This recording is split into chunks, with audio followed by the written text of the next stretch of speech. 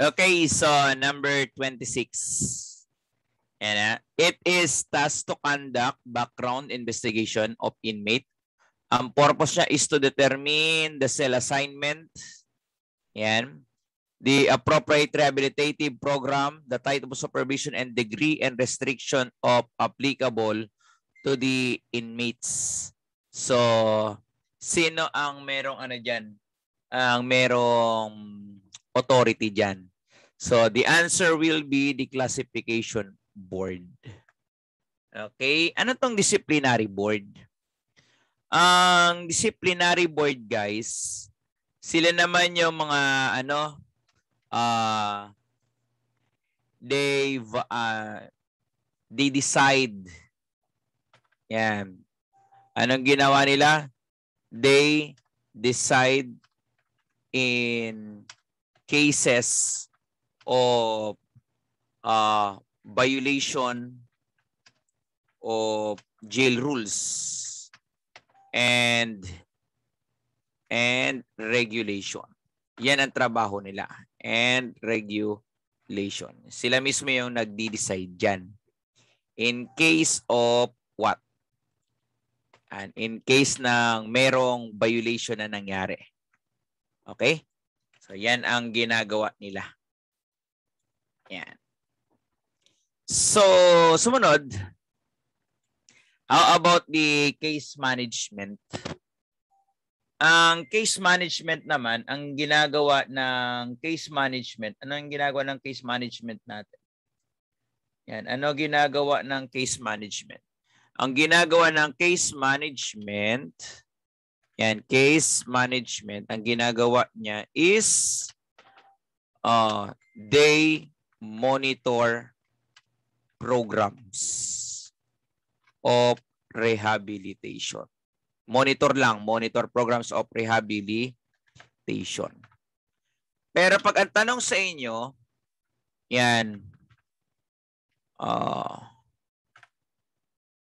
who responsible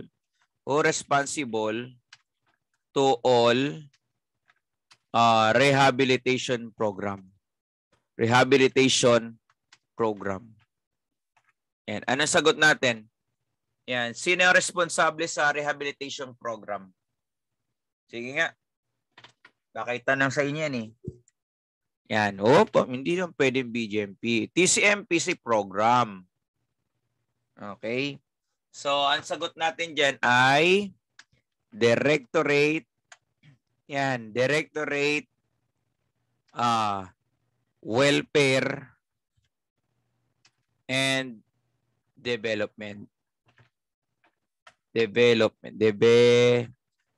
Dati kasi, Directorate for Welfare, Directorate for Inmates Welfare and Development. Okay, di ba sabi nga, tinanggal na yung salitang inmate PDL na. Kaya ang tawag na lang nila ay Directorate Welfare and Development. Okay, ayan yung may responsable. Rehabilitation Program and the TCMP. Sila ang may ano dyan, nag-in charge dyan. Okay? So, next. Number 27. The classification board o classification board ang pinag-uusapan. Yan. The classification shall compose of the following. Okay, sa classification board, ito yung bumubuo. Okay, tingnan niya. Ano yung pagkakaiba ng classification board sa disciplinary board. Yan, lagay natin dito. Yan, para aware tayo. Classification board. Yan, versus disciplinary board. Disciplinary board. Ayusin natin ito. Disciplinary classification board. Classification board. Parang kulang pa yata ng isa na na linya. And left, insert left. Yan. So, ang chairman, parehas lang naman yan. si assistant warden, and assistant warden, assistant warden. Okay? Tapos ang mga members, okay, members, tingnan nyo sila. Ang mga members, una, Chief Security Office. Yan, Chief Security Office. Okay, pangalawa is the Medical and or Public Health Officer. Yan.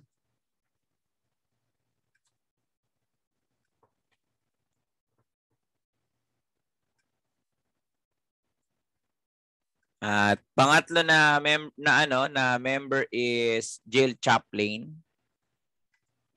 And jail chaplain. At ikaapat ay inmate welfare development officer. Yan. Okay na. Pero pagdating ng disciplinary, merong representative, sino? Si inmates. Yan, inmates representative. So, ayan ang kaibahan lang nila. Okay, pagdating ng disciplinary, meron na iiba. Ayun. May nadagdag lang sa kanila. Okay? So, ang sagot natin dito guys sa classification board ay letter A. Okay, tingnan nyo maigi ha. Ayan yung composition niya. Yan, para hindi kayo malilito kapag kayo nag-exam. So, ano yung kinalaman nito ni warden? Okay, in case na nagkaroon ng ng problema, 'di ba? Ano ang trabaho ni warden kapag may problema? Anong ginagawa muna? O sige. Sinong punta natin disciplinary board or may mga cases? Sino yung possible na gumawa ng offense? Sino yung possible na gumawa ng offense? Sino yung possible na gumawa ng offense? Siyempre si PDL. Okay? So, sino yung mga possible niya maging biktima? Pwedeng, pwedeng visitor. Yan, pwedeng visitors. Pwedeng, ano pa? Yan, pwedeng, uy, may pwede pala din ha. Ay, wala. Pwedeng copy DL. Ano pa? Lagay nga natin to. Pak.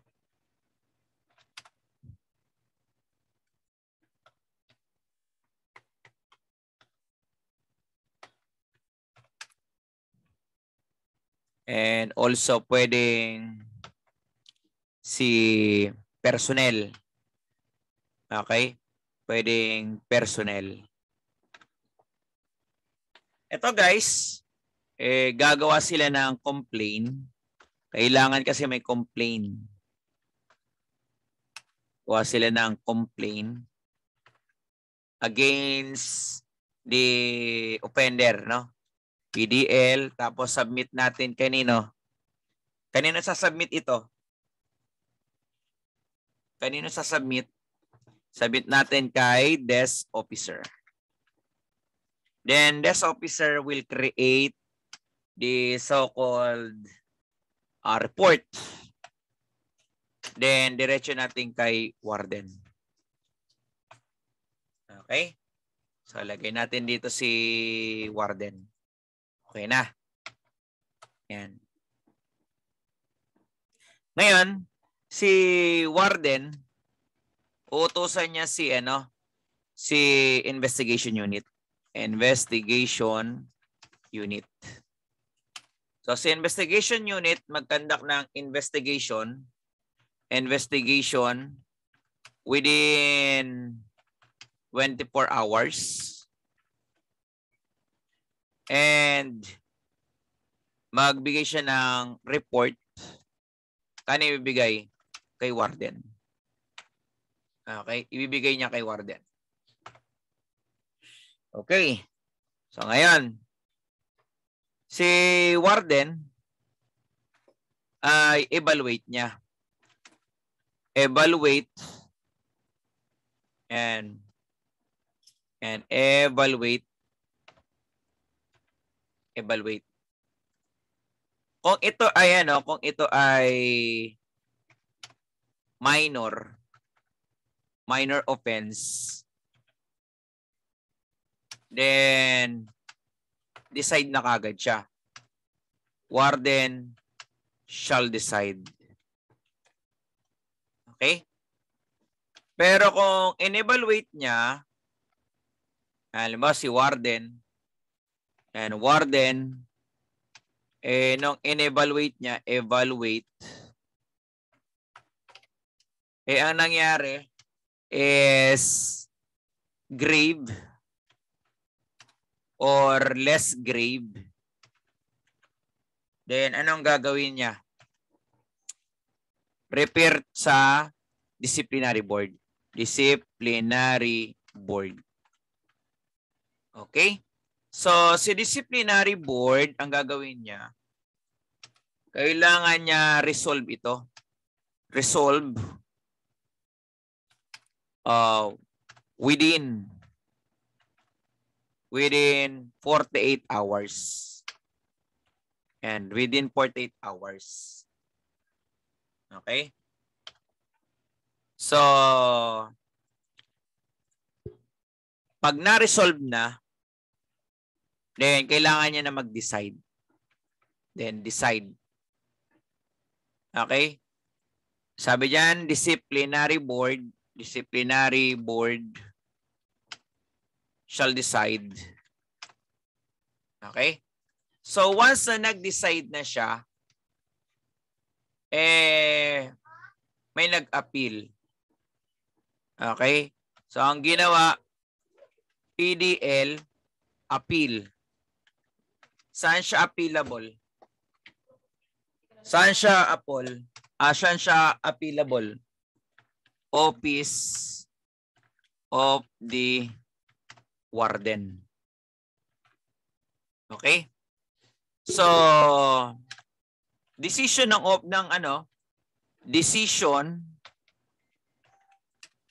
the warden shall be final and executory.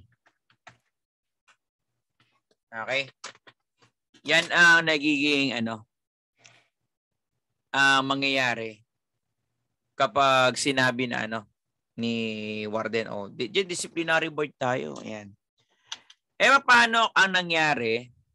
Yan lagay natin dito. If disciplinary board is available. And take note yan ha. If disciplinary board is available, ganito ang magiging process.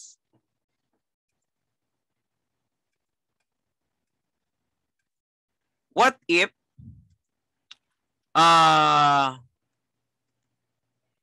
disciplinary board is not available?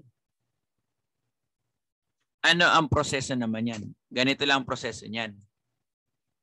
So, di ba si warden evaluate niya. Yan. In-evaluate na ni warden, di ba? Sabi niya, evaluate ko. Hindi available ang disciplinary board. Then, ang mangyayari kay warden, ano pangalan ni warden? Kung siya ang magde-decide. Sige nga. Ano pangalan ni warden kung siya ang magde-decide? Tinuro ko sa inyo yan. Anong summary officer? Summary disciplinary officer. Okay? Then decide. Then decide the offense. Ganyan na mangyayari sa atin, ha? Huwag nyo kakalimutan po yan, ha? Ayan yung proseso. Okay? So, next. Ano sagot natin dito, guys? Letter A siya, letter A. So number, ano na, 28. Yan. Once the inmate has undergone registration, he shall be temporary house. Okay, saan siya ilalagay? Temporarily house. Yan. Ang sagot natin dyan ay Inmate Classification and Counseling Unit. Kasi itong Directorate for Reception and Diagnostic, sa Bucor ito. Bucor. Okay, katumbas siya ng Inmate and Classification and Counseling Unit. Ayun yung ano niyan, equivalent ha. Okay? So, next, number 29.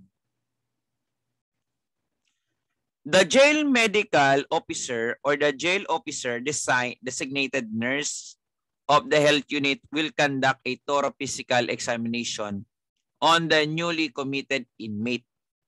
Nakatama naman, di ba? Jail medical officer at saka yung jail officer designated nurse sa health unit. Anong tatrabahuin nila? Conduct.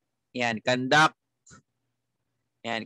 thorough physical examination on newly arrived inmate. Yan. We'll note down the significant body marks, scars, tattoo, lesion based on medical certificate, present by committing officer. He or she must ensure, ayan, no?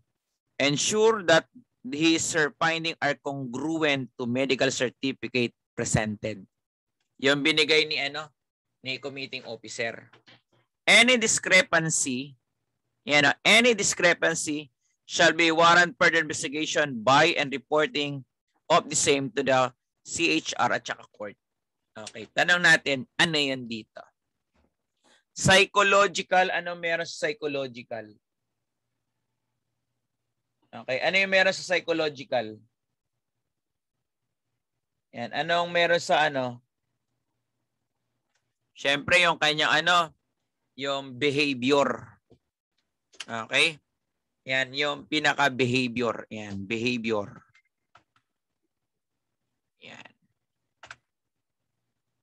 Pag dental, basic naman na ito. Ngipin naman yan, di ba? Pag social case studies, ano ang meron sa social case studies? Yan. Ano ang meron sa social case case studies? Tatandaan yan. Who the inmate is. Yung kanyang background. Sino yung inmate na yan? Nandiyan yung family background niya, education, vocational kung meron. Yan ang mga pinag-uusapan dyan. Okay? So, maliwanag tayo dyan. So, ang sagot natin dyan, that is a medical examination. Next, number 30. As the general rule, all newly committed inmates shall be properly processed at ICCU. Tama naman. In jail without ICCU, ito yung example na matinding na tawag dito, matinding outcomes based. In jail without ICCU, what will be the proper disposition? Ano sagot natin dito, guys? The interview will be done by social worker in charge upon the order of the court. Pwede. Okay. Letter B, as requested by medical officer, psychiatrist, or duly designated warden for a specific purpose. Pwede rin naman ito, no? As requested by the medical and duly designated jail warden for the specific purpose. Pwede yan gawin, no? So, i-interviewin yan.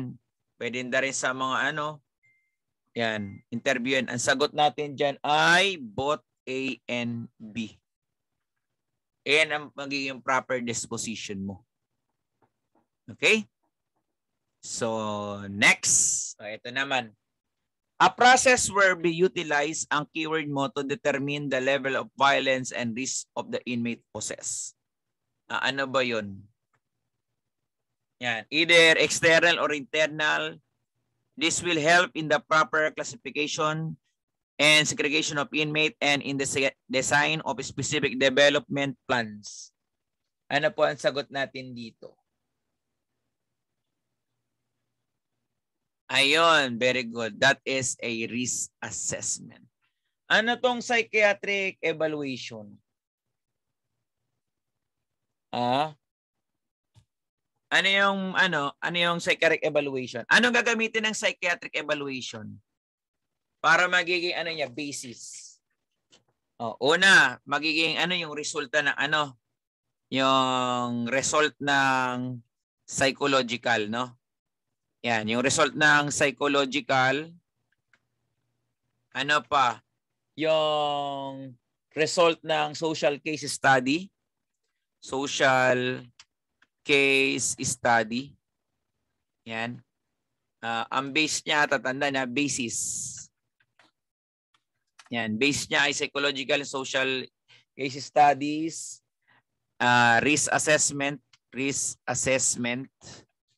Ano pa kailangan nito? Yan, yung mga risk assessment niya.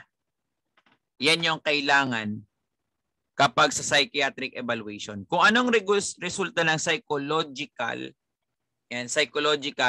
social case studies at risk assessment, magiging basis po yan ng psychiatric evaluation. Okay? Kaya pag ang tanong sa inyo, binigyan kayo ng tanong, take note, yan. What is the basis in determining psychiatric evaluation. Okay? Ano yung ating basis dyan? The basis will be ayan yung sagot natin. Ayan. Yan ang sagot natin dyan. Yung psychological, social case study, and risk assessment. Okay? So, case management, okay na tayo sa case management, di ba? Yan. Pero, sino yung magiging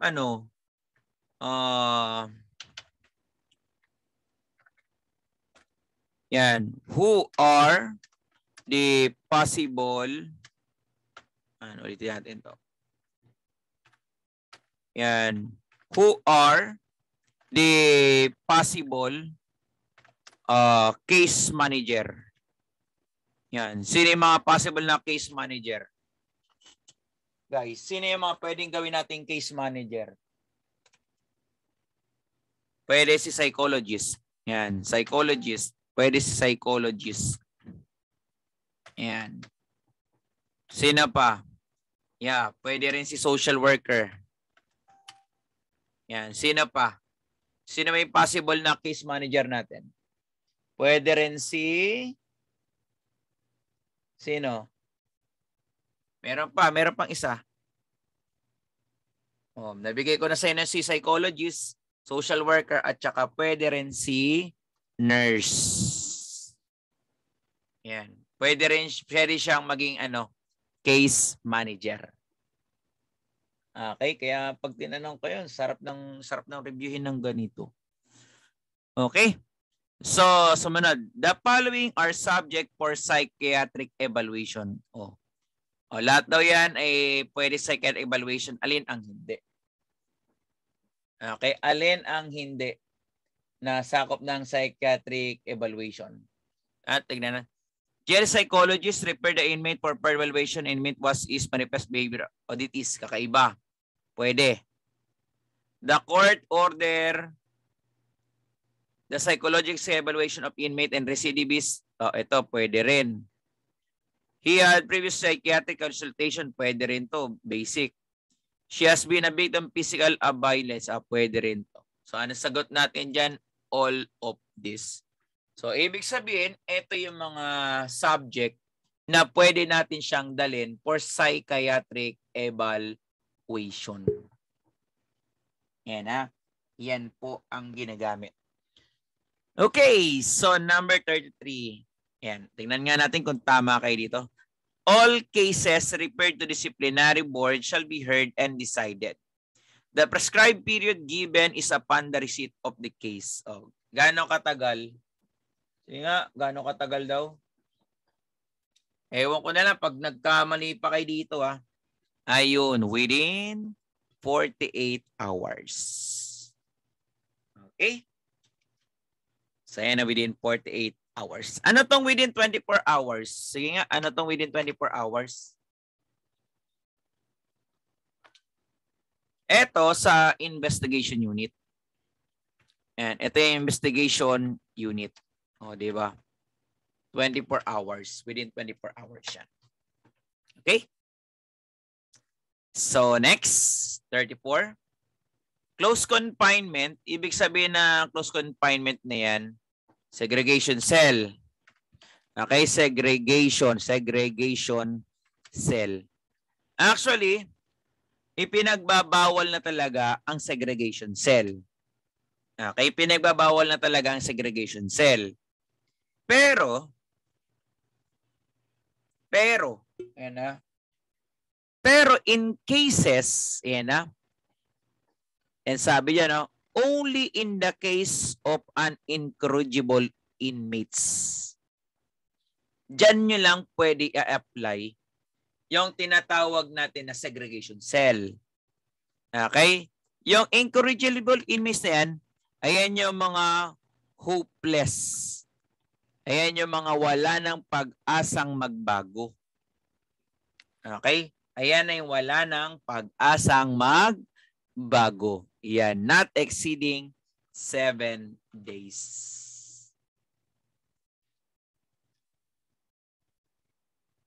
Ito kaya, number 35. Pag aggrieved, ibig sabihin nito, biktima. Okay? Yung naargabyado. O, yung naargabyadong inmate or any person shall report the violation to whom? O, saan tayo magre-report? Saan magre-report? Ayun, kala ko may magkakamali pa eh. Siyempre, desk officer. Di ba? Binanggit ko naman sa inyo yan kanina eh. Yan. So, si desk officer, saan magre-report? Saan to magre-report si desk officer? O, di ba? Magre-report yan kay warden. Yan. O, di ba? Re-report kay warden. O, ganun lang yun. Okay, sige. 36. The desk officer shall immediately submit a written report to the warden. O sabi, isasubmit daw ni desk officer ang report kay warden. Okay. And the latter, pag sinabing latter, anong ibig sabihin ng latter? Latter. Anong ibig sabihin yan? Pag sinabing latter, huling nabanggit. Huling nabanggit. O sino yung huling nabanggit? Si desk officer o si latter? Si warden. Sino yung huling binanggit? Si desk officer o si warden? Pwede si warden. Okay, yung former, pag former naman si desk officer. Okay? So ngayon, si warden daw ay uutusan sa investigation unit to conduct investigation. Okay?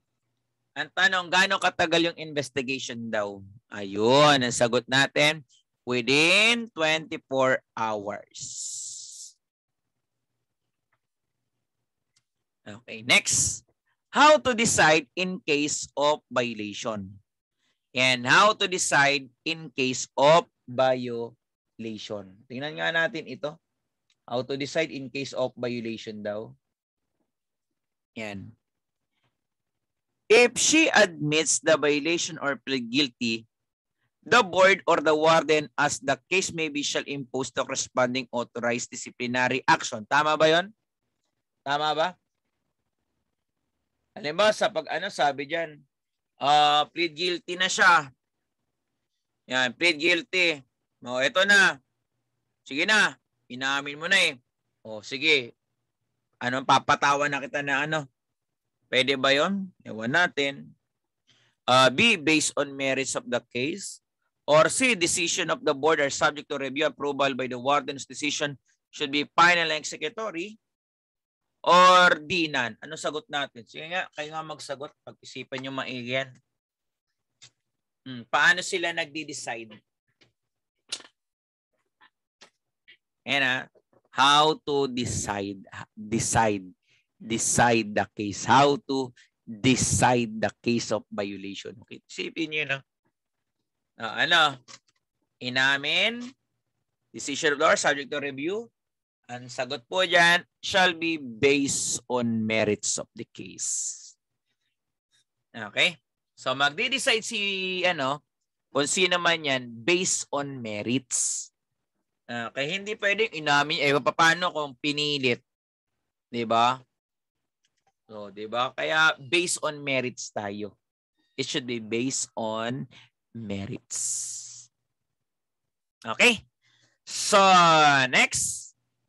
It is classified as the minor offense except lahat daw yan ay minor offense. Alin ang hindi? Yan. Anong sagot natin dyan? Selling or bartering with fellow inmates. Kasama to, no? Kasama. Not classified as contraband. Madumi ang kapaligiran, no? Pagdudumi, making groundless complaint and taking cuddle for reporting complaint on behalf of the other inmates. Reporting late for inmates. For information head count without justifiable and willful waste of food. Okay, ano sagot natin dito? Lahat ba to? Mga ano ba to? Mga minor ba to? Mga minor? And minor offense ba lahat yan? Yes, that is all minor. Okay. Lahat po siya ay minor. Okay, so the answer is none of this. Okay, tandaan nyo to ha. Nagtatanong sila dyan. Yan, nagtatanong dito ang ang POE. Yan, siguro tinanong dito dalawa. Dalawa tinanong dyan. Okay. So, sumunod. An official court, an official court held by a group of people in order to try someone regarded especially without good evidence as guilty of a crime or misdemeanor. Example nito yung yung PDL. Diba dapat dadalhin sa disciplinary kapag nakagawa ng kasalanan. Ang nangyari is wala na. Bugbog sarado na siya. Bugbog na. Wala nang wala nang kung ano ng paba, wala na, bugbog na yan. O ano sagot natin diyan? Yan ang tinatawag natin na kangaroo court. Ang court of last resort naman, yan naman ang tinatawag natin na na matawag natin dito, Supreme Court. Yan, Supreme Court. Yan ang tawag diyan, Supreme Court. Okay, ang impeachment case naman, impeachment court, ang purpose nito is to remove the sitting, the sitting public official from his office. Okay, yan ang purpose ng ang impeachment court. Tanggalin ka sa sa iyong opisina. Presidente, Chief Justice, yan. Yan yung impeachment court. Next, number 40. An inmate may be released through the following except. Yan ang tanong sabi daw yung inmate daw ay pwedeng mapalaya gamit ang mga sumusunod. Ano yung mga gamit na sumusunod dyan? Mapapalaya ba natin ang isang tao gamit ang service of sentence? Ibig sabihin, nakapag-serve na ng sentence? Yes. Mapapalaya ba natin ang isang tao kapag ipinag-utos na korte? Yes.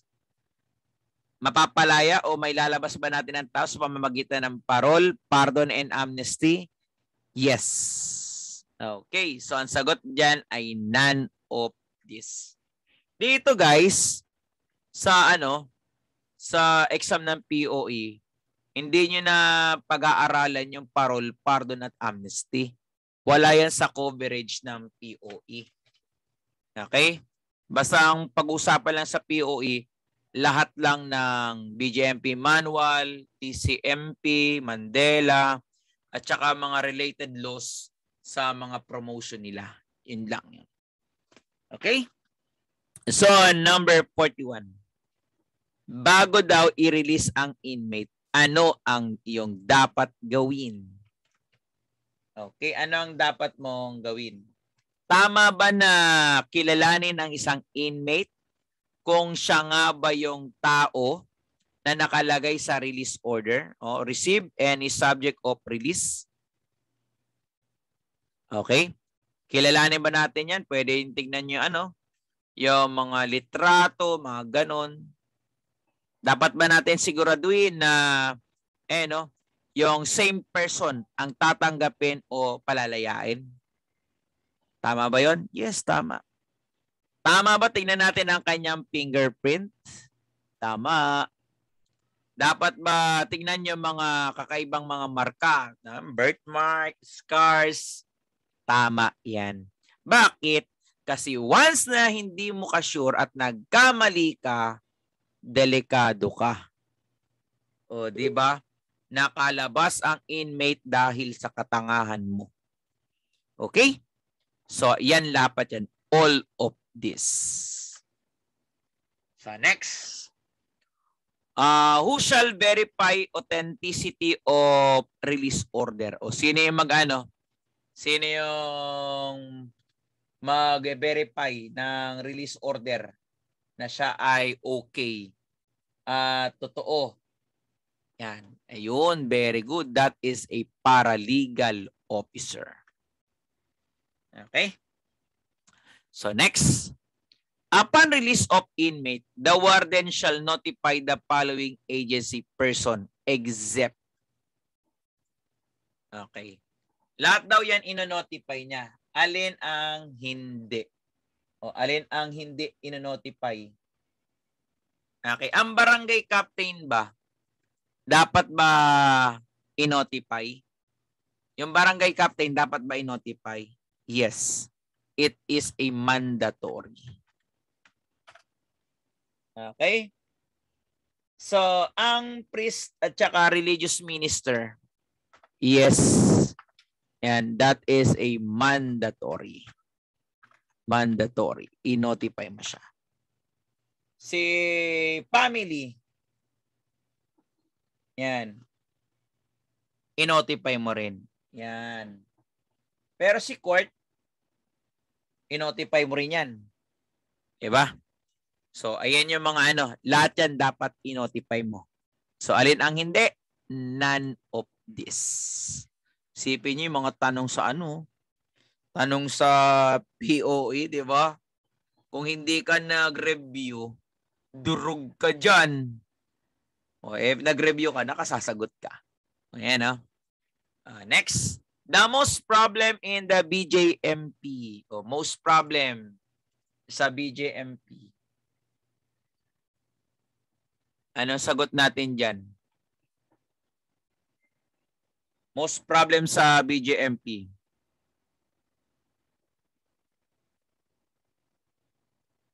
Meron din meron din na may mga po ba na nag-request na huwag ipaalam sa pamilya nila na oo, meron din. Okay, dahil dalawa lang pwedeng dahil may nangyayari kasi sa talagang totoong buhay na yung asawa ng PDL meron ng iba. Diba? Nagpinalaya na lang. True love talaga yun, pinalaya niya.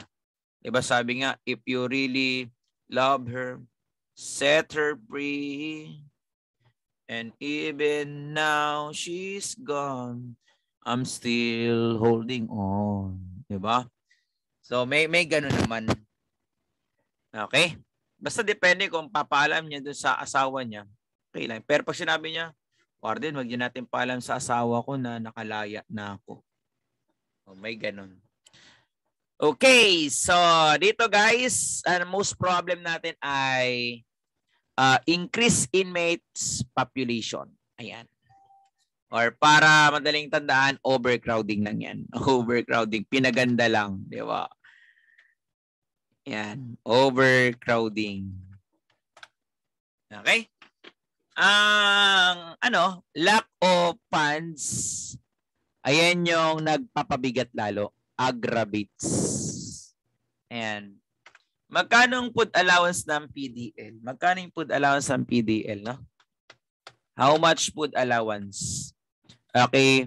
Ang sa PDL ay 70 pesos ang kanyang food allowance.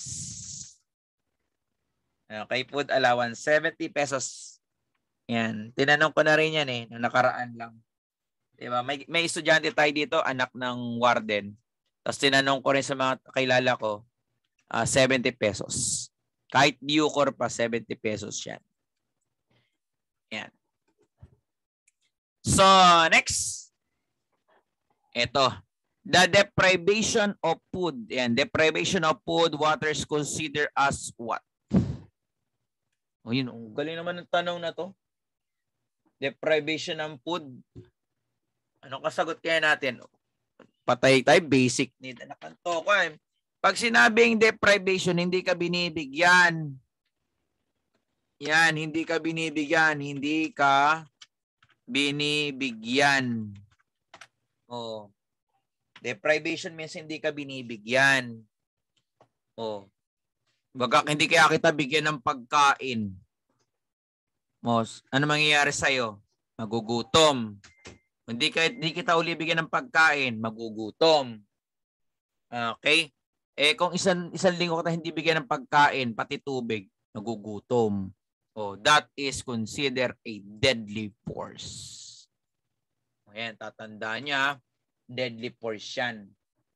Okay, huwag kakalimutan na kapag no force naman, ano lang ginagawa dito? Pag mga no force, ito yung mga verbal.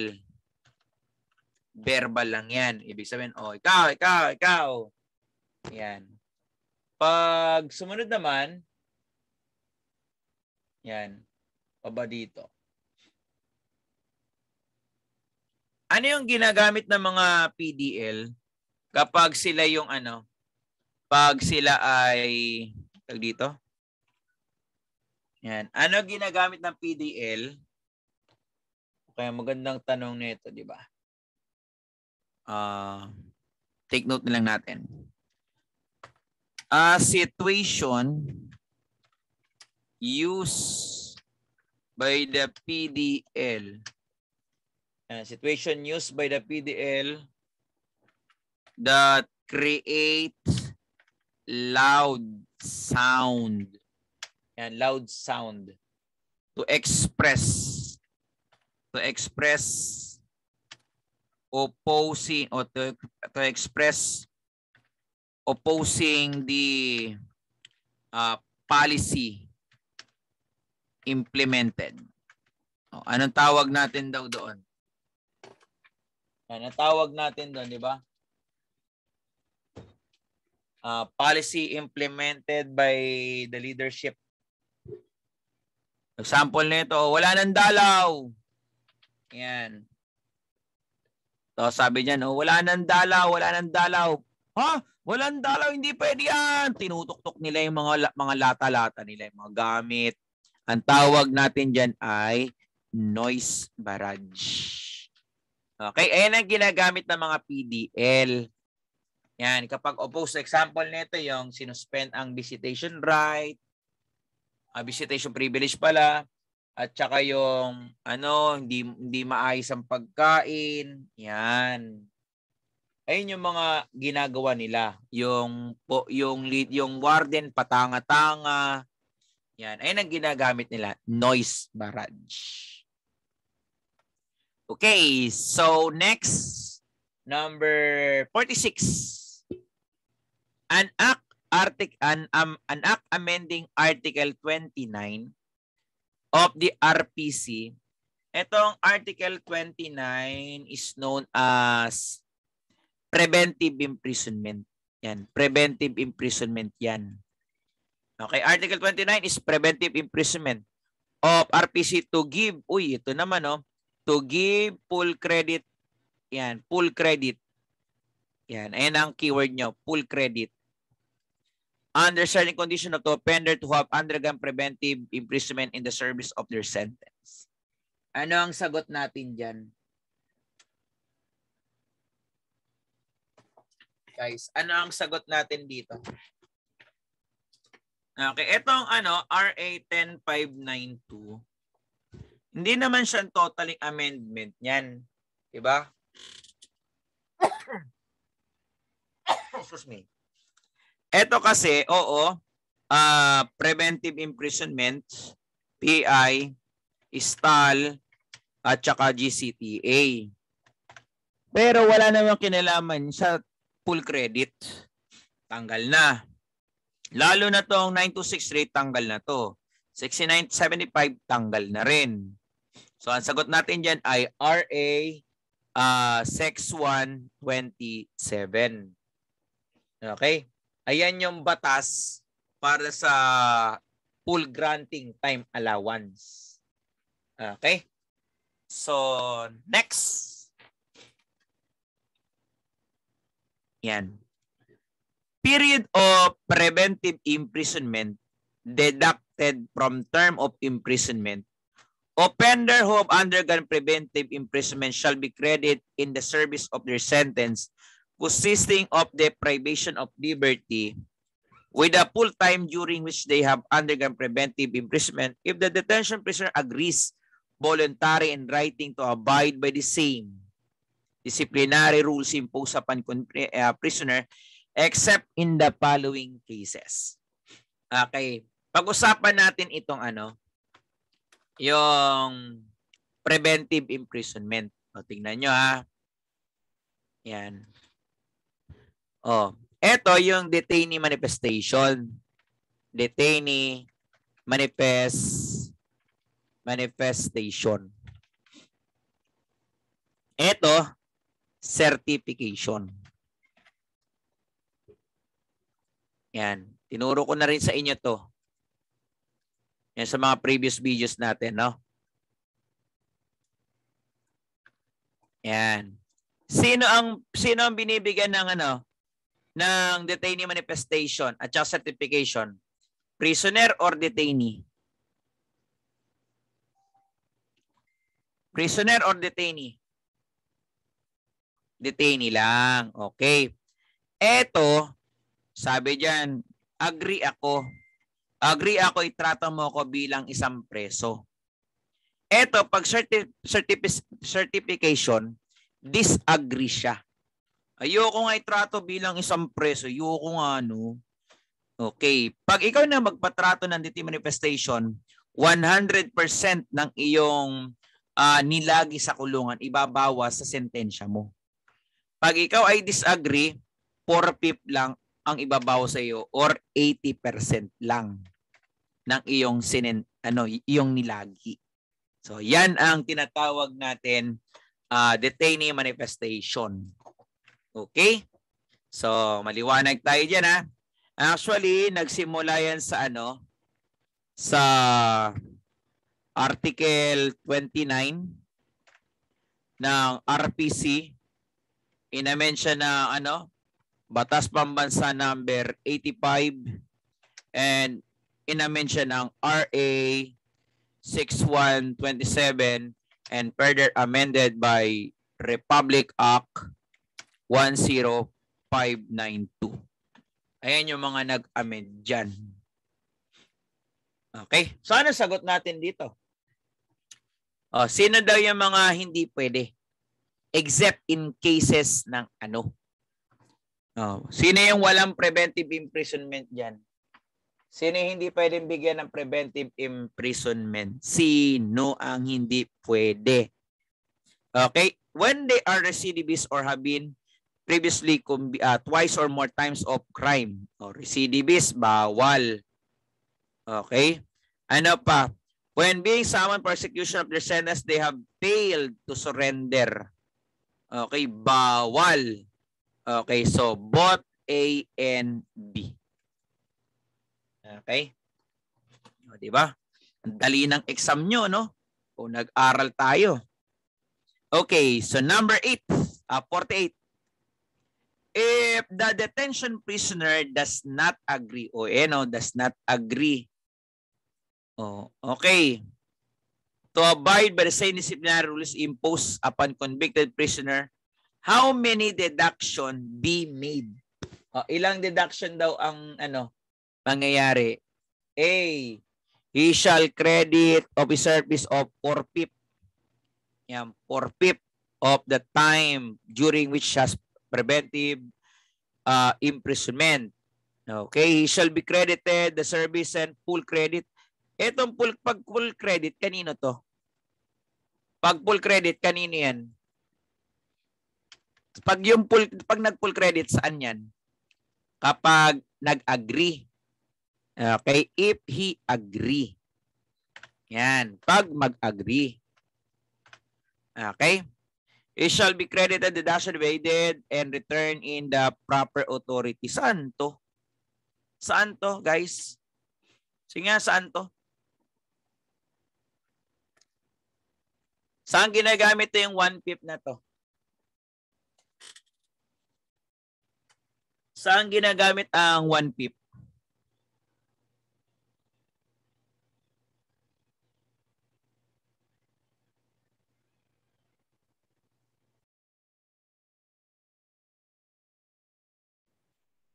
Yan. Ano to ano? Anong escape did not return? Ano kung tokwa?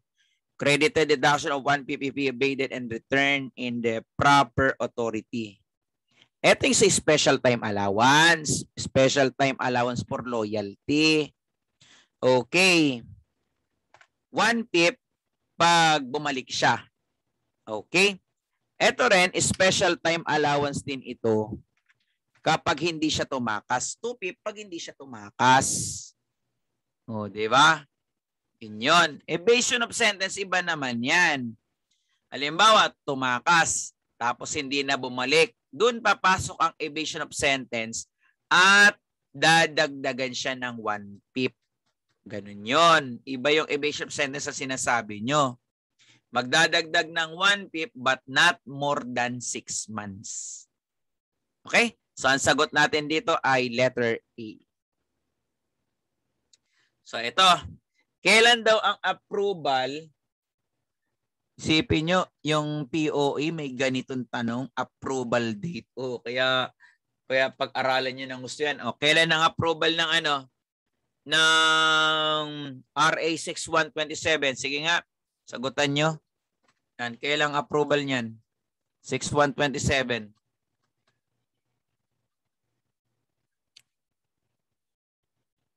Ito, December 30 ay LG2 eh. March 10, sa ano to? Yung sa reorganization ng ng BFP at BJMP. So ito, June 17, 1970. Okay? So next, ito. Number 50. Visiting days are from in the BJMP. O, visiting days daw tinatanong dito. O. Yan. Kaya ano na yung visiting days?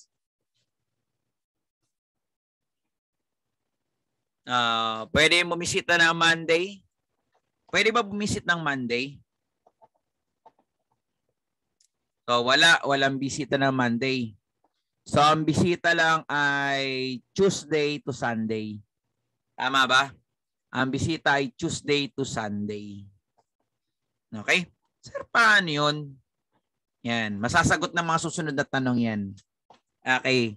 Di ba, tinanong ko, bakit walang bisita ng Monday? Ito yan. Tanong ko. The non-visiting end is reserved as inmate wash day. Yan. Non-visiting wash day. And for the maintenance clean-up of the entire facility. O, kailan daw yung walang bisita? Kailan inilalagay ang walang bisita?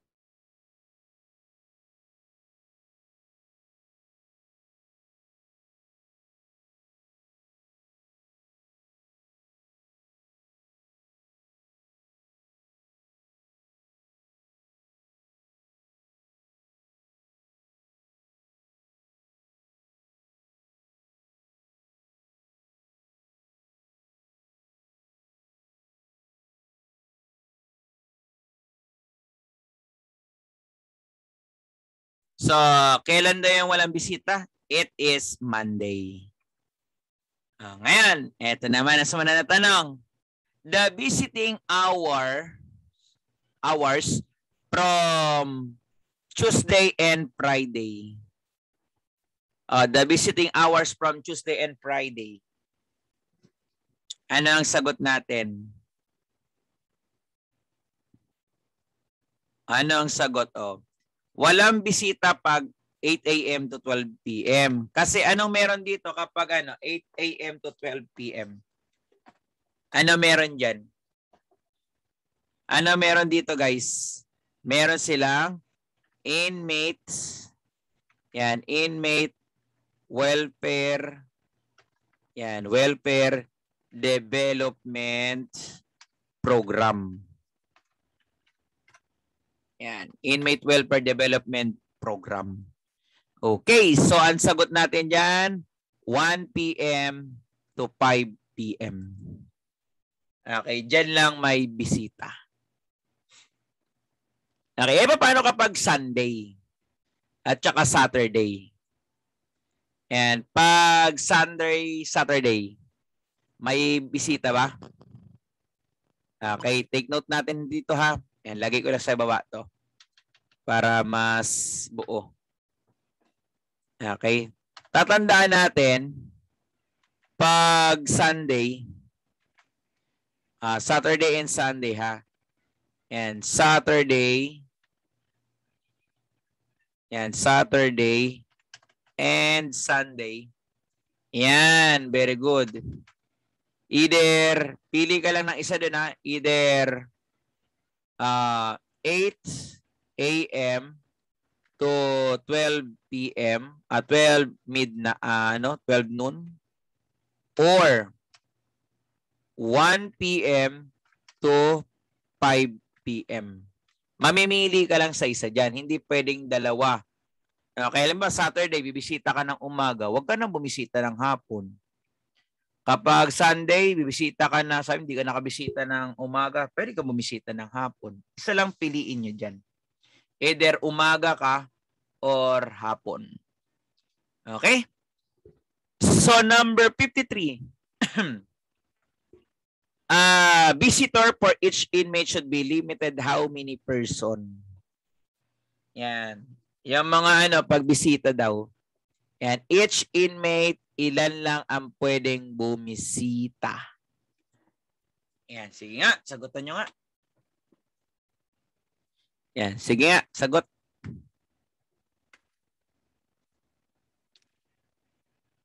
Ilan lang ang pwede bumisita?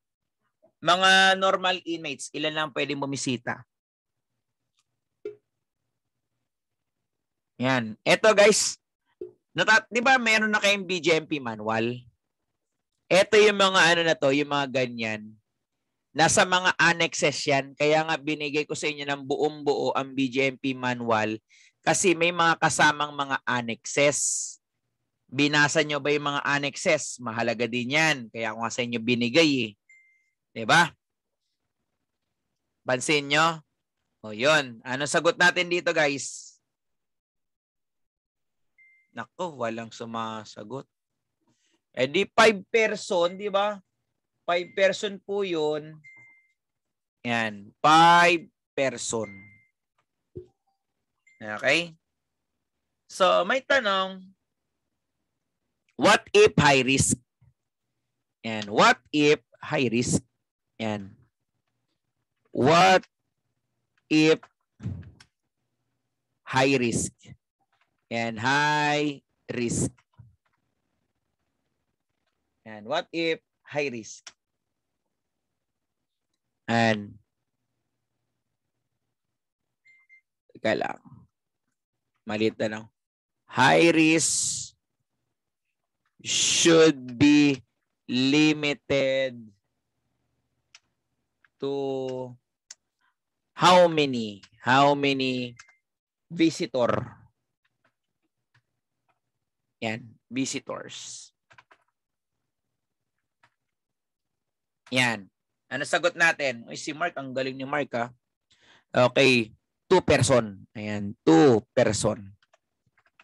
Okay. Mark, nabasa mo yung mga annexes ng manual? Yan, Mark. Nabasa mo yung mga annexes? Yan, very good si Mark. Kaya guys, basahin niyo yung mga annexes na yan. Mahalaga yan. Okay, dito sa sa mga topic natin na to, matcha-challenge yung utak nyo na yan. Matcha-challenge ang utak nyo na masagot yun. Kaya kapag dito puro mali ang mga sagot nyo, kailangan yung basahin uli yan at panoorin yung video yung pinagagawa ko. Okay, so number 54. The visiting time for high-risk inmates. The visiting time for high-risk inmates. O, gaano katagal ang visiting time sa mga high-risk inmates? Sige nga. Gaano katagal?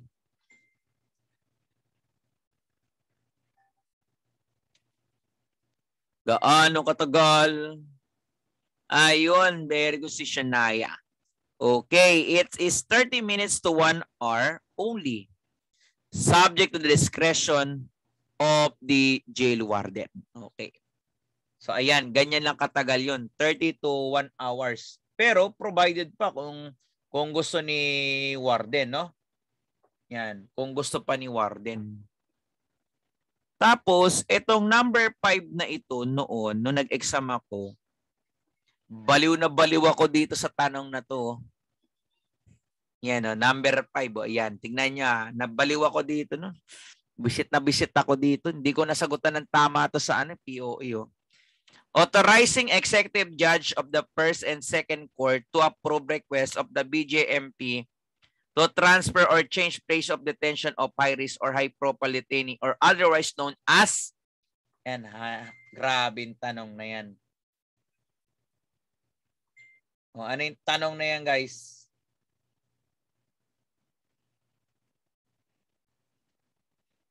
Ayan na. Sagot natin dito. Ito kasi itong memorandum na to, dated September 12, ito yung nakalagay na no transfer of inmates, no transfer of inmates to another jail without court order. Court order. Ito 'yon. And without court order. O, ayan yung ayan yung memorandum dated 1994. 2003. Tapos itong yan. Tapos itong administrative code number 09194. Hindi ko alam kung saan to. Yan. Kaya nang i-session na lang ito. So ang sagot natin dyan, Administrative Circular number 68-2005. Ito, take note nyo to. Hanapin nyo to hanggat maaari. Kung ano man yung na to. Yan. So, okay tayo dito ha. So next, number 56. To ensure speedy and efficient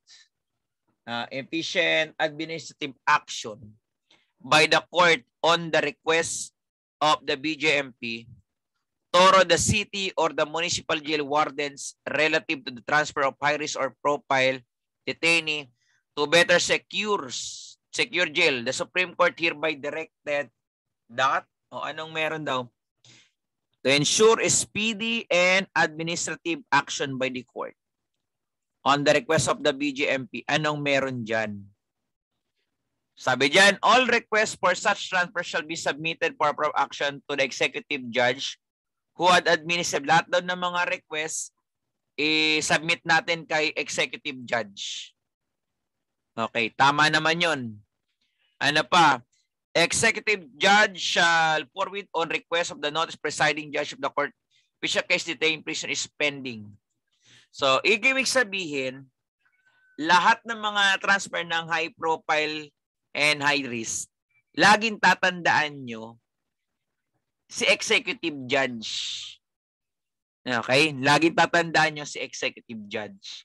Basta transfer ng high risk or high profile, ang request kay kay executive judge. So, ang sagot natin dyan ay A and D. Okay. Nako, parang wala nang nasagot. No? Yung iba sabog na. Yan. So, number 57. According to OCA circular number, yan, 08-2013, all except one is exempted to wear identification card. Sino yung exempt? Yan, sino yung exempt na mag-wear ng ng ID? Sabi daw lahat ng sabi ng OCA circular number 08-2013. Lahat kayo ay dapat may suot ng ID. Sino lang ang exempted kahit hindi siya magsuot ng ID? Sino diyan? Yan, syempre si Judge. O, di ba? Sige nga, sitahin mo si Judge. Banatang ka niyan eh. Okay? So, number 58. Ito si all course employee, all law enforcement, lahat mag-ID yan. Sino lang walang, kahit di mag-wear ng ID, si Judge. 58. During trials of detention prisoner, the executive judge shall request the PNP to assign or detail. O, sabi sa executive judge, pwede siya mag-request kay PNP na, oy, kailangan ko nga ng dito, ng PNP na naka-assign dito. O, ilan ang pwede niyang i-request? Yan. Ilan yung pwede niyang make request? Ayun, tatandaan nyo, body-body system. Tandaan ha? Siyempre, ilan yung body? Eh, di dalawa. Yan. At least 2 uniform policemen. Anong gagawin lang nila? Sila ay secure nila yung hallway. Okay? Secure. Yung yung yan. Yung BJMP, pag nasa loob ng Hall of Justice, nakakabit yung bala. May bala ba yung baril nila? Pag nasa Hall of Justice. Guys, yung BJMP, yung Bureau of Jail Management or Jail Officer, yung bala ba nila, yung baril ba nila, may bala pag nasa loob ng Hall of Justice? Yan, wala. Okay? Namirpak na papasok sila sa Hall of Justice. Tanggalin nyo yung bala. Okay? Unload mo yung firearms. Pero kapag kayo paalis na, doon nyo lang i-load. Ang policeman, meron silang firearms, naka-ready lagi. Yan. Okay? Nagpapatrol lagi. Yan, ha? Yan. Very good. So, next. Number 59. The executive judge shall secure a holding area in the Hall of Justice or in the court house where the detention prisoner shall be temporarily detained while awaiting trial. Okay, sabi dyan, no? Executive judge shall secure holding area. So, ibig sabihin yung mga prisoner dapat nakalagay saan? Holding area. Ayan, no? Pero, may mga holding area ay may mga korte na walang holding area. Ano ang gagawin mo? Okay. Ano ang gagawin ng mga jail officer? A. Detention shall be detained in the bus bond vehicle that they use as transport or any secure place outside the hall of justice or court houses. Tama ba yun? Or B. Detention prisoners shall be brought to the courtroom only when their cases are here. Tama ba yun? O C. Return to jail where he is currently detained. Ano sagot natin dito, guys? Ano po sagot? Ayun, syempre, pwede mo nang ilagay doon sa bus muna. Okay, doon muna siya. Tapos, pag pinatawag na ng korte, doon mo lang dalhin. Ayun. Okay? So, A and B ang sagot natin dyan. Okay, tatandaan nyo yung mga outcomes based na to, ha? Ayan yung mga proper procedure na dapat nyo sundin. Okay, for the last number para sa next meeting naman yung iba, no? Ito, number 60.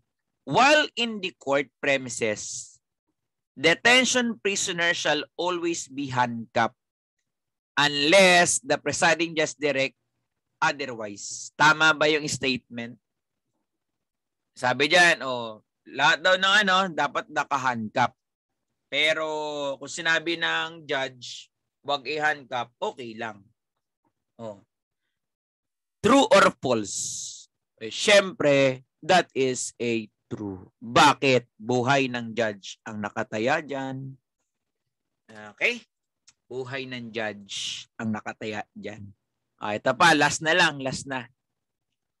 Who shall have allowed to frisk those who wish to enter the courtroom? Okay, sino daw ang allowed na mag-frisk, magkapkap? Sige nga. Sino yung magkakapkap?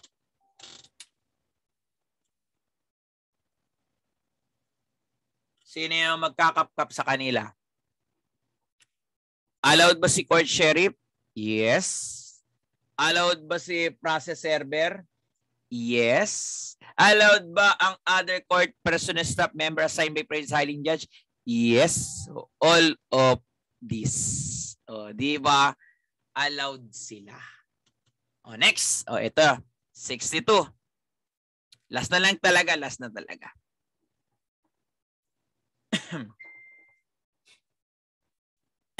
Excuse me. The presiding judge, PJ means presiding judge. Yan.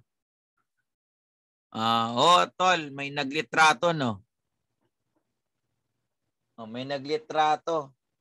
Manguhula ka, initrato, tol, naka-red ako na t-shirt.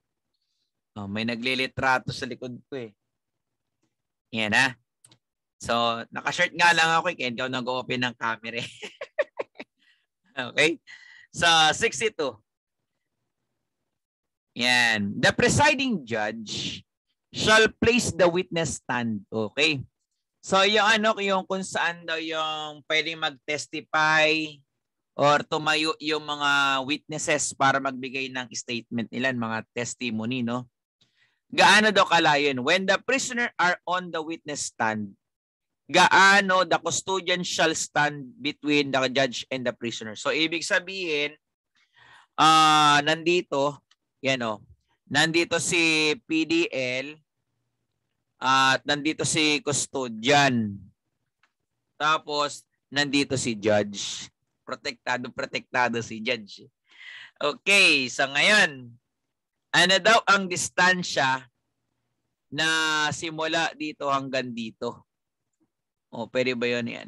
Yan. Anong distansya daw yan? Simula dito. Kay PDL hanggang kay judge.